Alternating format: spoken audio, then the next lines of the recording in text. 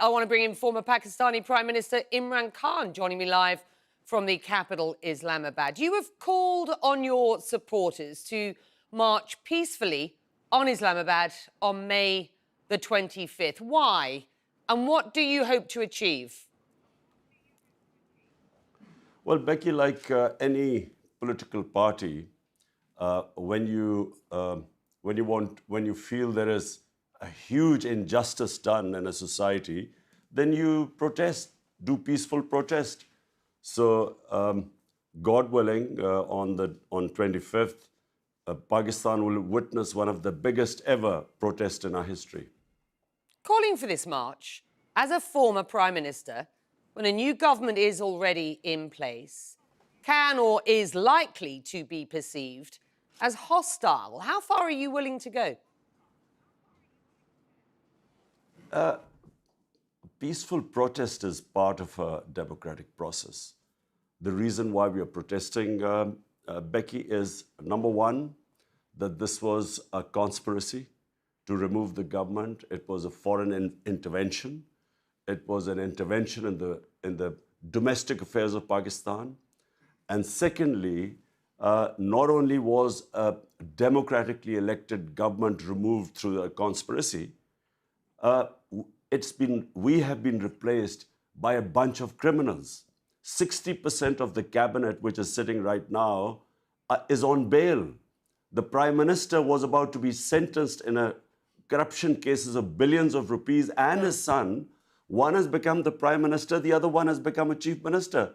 So what bigger injustice in a society than this? Let me deal with a couple of things that you have just alleged there. Let's start with the following. Pakistan's information minister has said in response to your call for a march, quote, Imran Khan can scream, whine and cry as much as he wants, but the next general election will be announced by the government in collaboration and consensus with all allies, and that your announcement, quote, is a direct effort to sabotage Pakistan's negotiations with the International Monetary Fund, the IMF, and we know how difficult the economy is at present. Your response? Well, Becky, let me just put certain facts on the table. Number one, in the last 2 years, in our last 2 years, we lasted 3.5 years. First year, we inherited a bankrupt economy, and you can easily Google that it was the biggest current account deficit in our history. Second year, we were hit by the coronavirus like the rest of the world. In these circumstances, Pakistan posted in our third year 5.6% growth rate.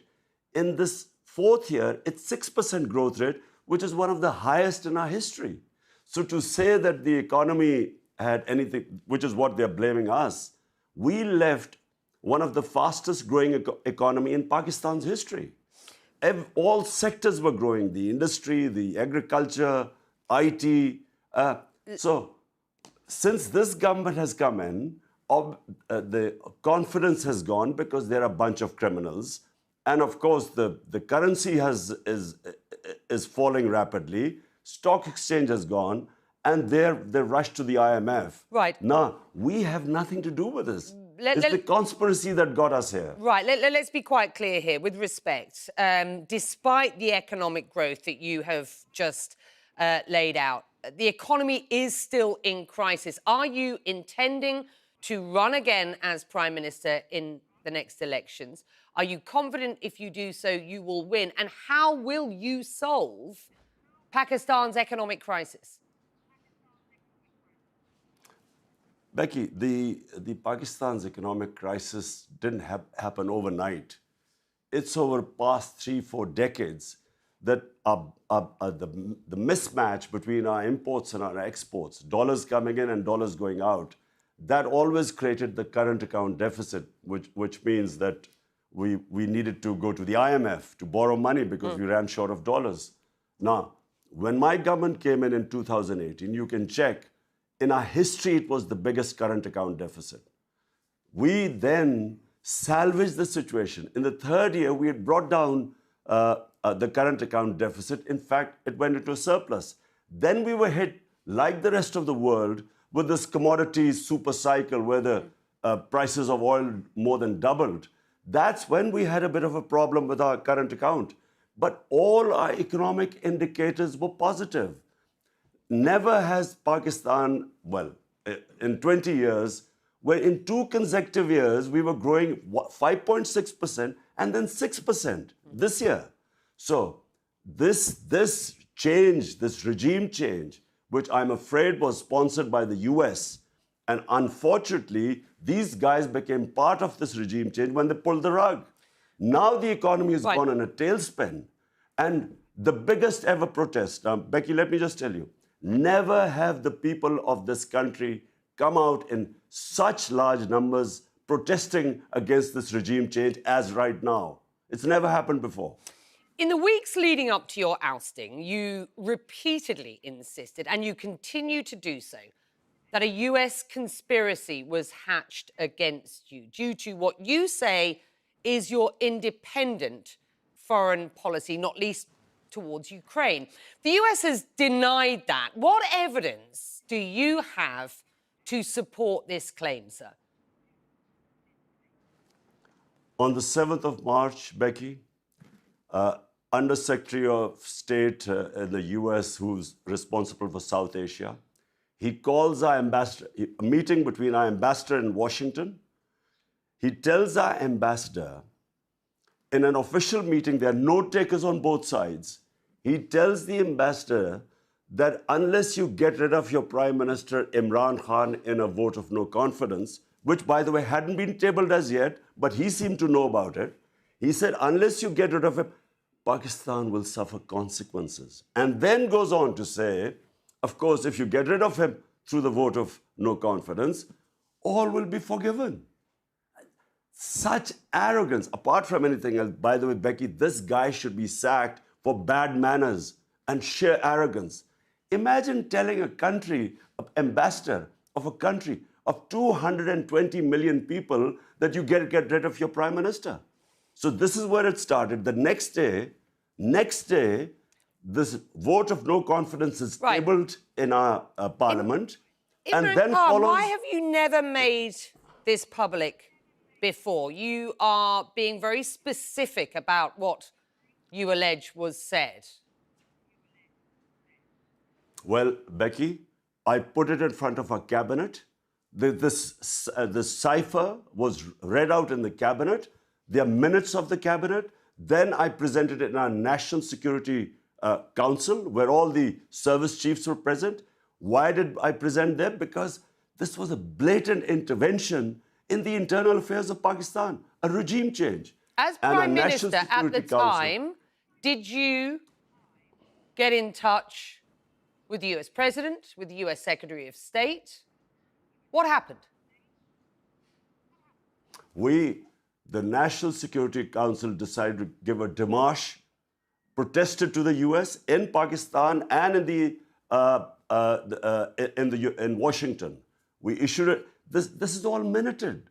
Then we presented it to the Parliament Committee, then the Speaker of Parliament, then the President of Pakistan, who has this cipher, he sent it to the Chief Justice of Pakistan that there should be an inquiry held in this blatant interference in the internal affairs of Pakistan.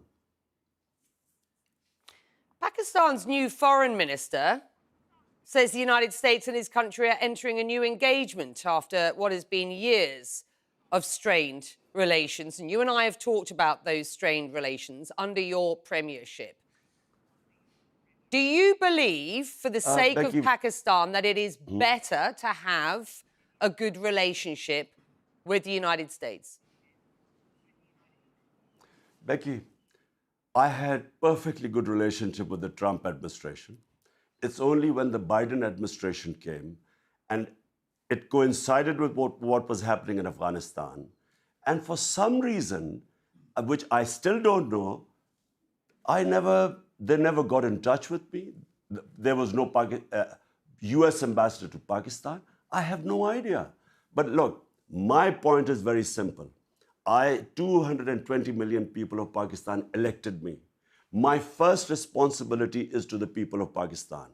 My responsibility is for the well-being. We have 50 million people living below the poverty line.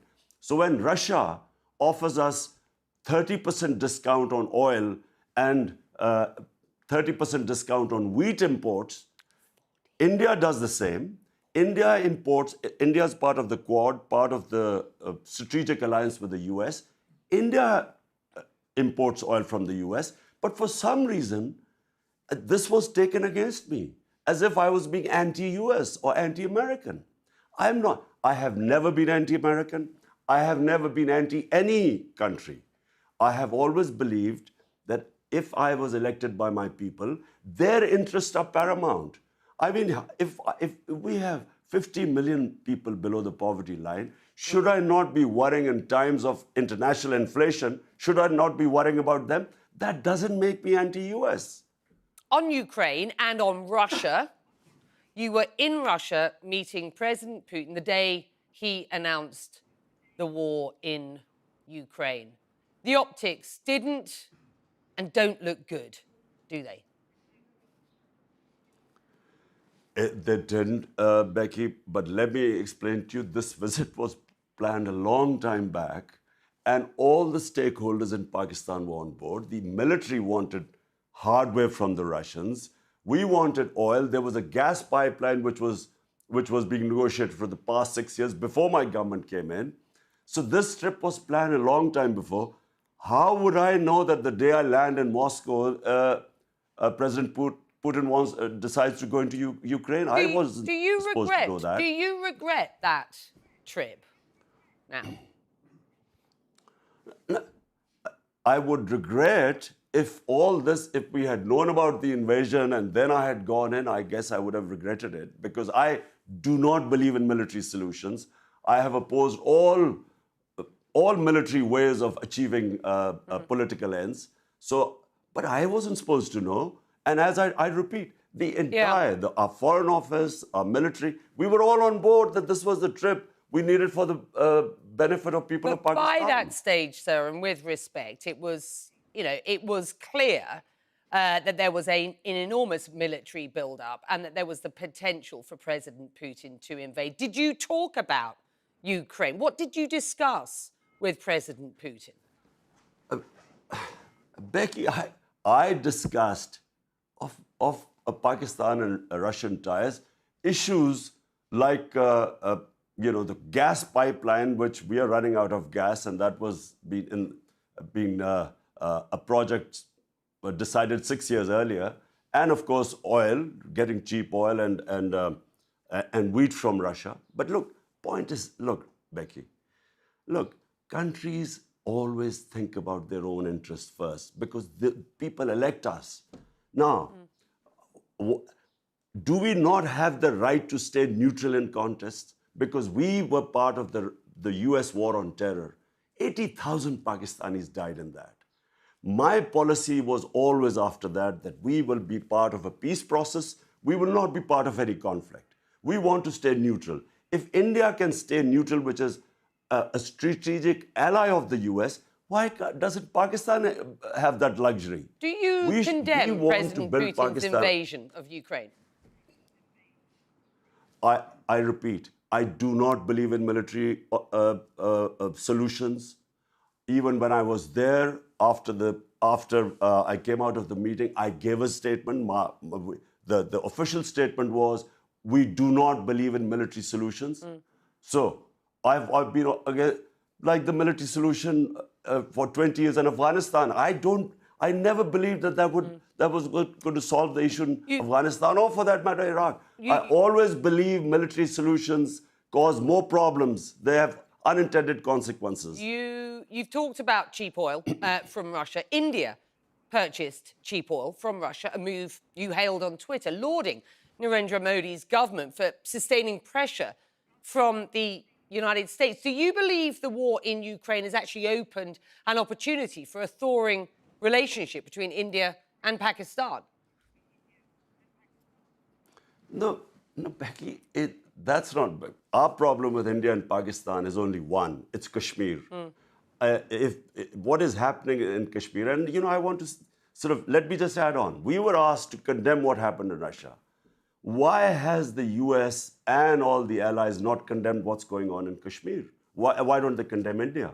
So why is it selective? Why is it that we are expected to take positions? But when we see these violations of human rights in Palestine or in Kashmir, why is this selective? So if the world order was such that any aggression on any people were condemned by all, I would be in the forefront. But when it is selective, we have watched what is the brutality that is going on in Kashmir since 5th August 99, when they just violated all human rights. Virtually, people were put under siege. We never heard any condemnation by the US or the Europeans, who expected us to condemn what was going on in Ukraine. Imran Khan, the US, let me repeat, has rubbished the notion that they have been involved in regime change in Pakistan. You continue to assert what they suggest is a conspiracy theory here. Do you genuinely believe that the US has been behind a regime change in Pakistan? Becky, why would I want to blame the US if I did not have hard evidence? Now, look, number one, can you imagine? Look, me, say Donald Lu, US Undersecretary, you, the ambassador of Britain, and I tell you to remove Boris Johnson, and unless you remove, there'll be consequences. And if you remove him, everything will be forgiven. This was an official message with no takers given to our ambassador, message received by me, by our president, given to the Chief Justice of Pakistan. So, first of all, this is real. We have the minutes of the meeting. We can't release the cipher because of the codes, which are, like the WikiLeaks, they expose the codes and that all your foreign correspondent gets exposed. That's why we can't do it. But the minutes of the meeting are all there, a cabinet, National Security Commission. Secondly, before this happened, before this meeting with Donald Lu and our ambassador, the US Embassy was calling members of my party who were some of the backbenchers who were not happy.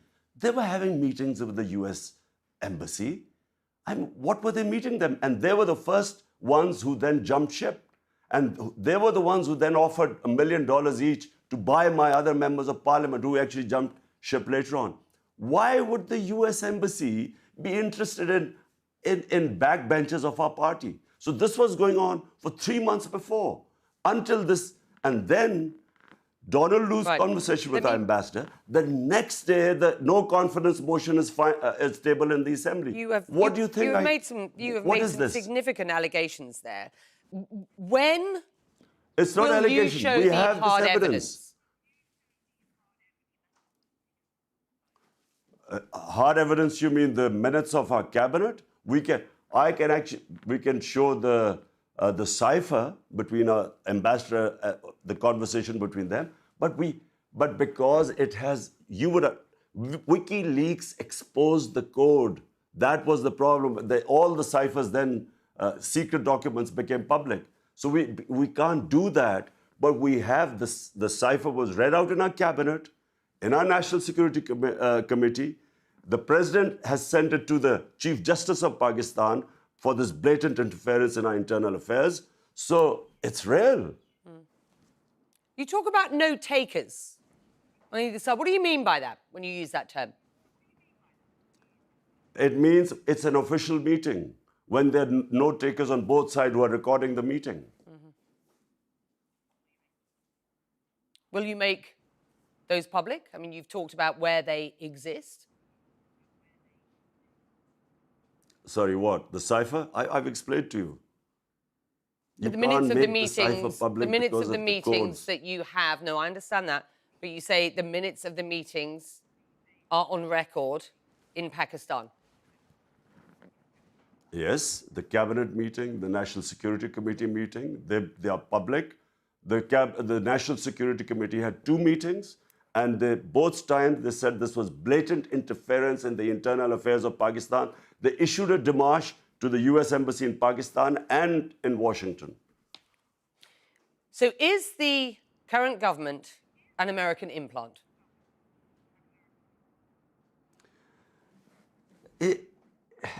It's with their blessings.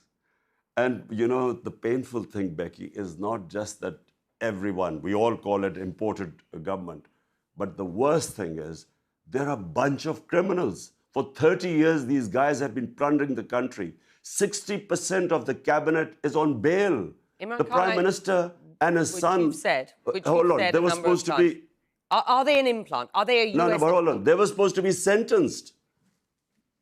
Well, they're clearly pliant because you know they would toe the U.S. line. You know, remember when the two prime ministers, the two governments, when they were in power for 10 years, there were 400 drone attacks on Pakistan. Not one of them ever complained against the U.S., which is a total violation of our humanitarian laws, all international laws. You can't be judge, jury, and executioner. The two heads of state were there. They never uttered one word against the U.S. They never complained at this. I mean, it's a travesty that there were 400 drone attacks. Right. Innocent people were being killed, but they never uttered a word. Imran Yes. Khan, So in will other you- words, yes, they are puppets. Imran Khan, will you run again? Will you run again as Prime Minister in the next elections? Whenever the next elections take place, not only will we run, but I can predict right now that this will become the biggest party in Pakistan's history because people are so incensed and feel insulted that these criminals have been foisted upon us who have been plundering this country for 30 years. There is anger in Pakistan. And unfortunately, because of all this becoming public, the cipher, Donald Rule's comments, who should be sacked for bad manners, there's anti-Americanism. Because you know that so many regime changes, whether US, like in Iran, Prime Minister Mossadegh, like in South American countries, when unpopular governments are foisted on a people, the resentment then goes against the US. And unfortunately, yes, there is anti-Americanism right now. Your supporters blame the military establishment for your ouster. You previously had a good relationship with the military. What happened? And do you blame the military? Look, what we want is, rather than me blaming people right now, I know all the characters involved, but what we want is that the Supreme Court of Pakistan, already the President of Pakistan has written him sent him a letter citing this cipher, and all we want is that there should be a proper inquiry into it so that this never happens again. That, you know, a foreign interference leading to a puppet government of criminals, it should never happen on any country. Forget about, this is the 5th most populated country in the world, and it is deeply insulting for us. So that's why I feel there should be an inquiry and all the players involved should be exposed. Imran Khan, thank you for your time. It's been a pleasure catching up with you again. Thank you. I don't think this will be the last time. Thank you. So please stay in touch.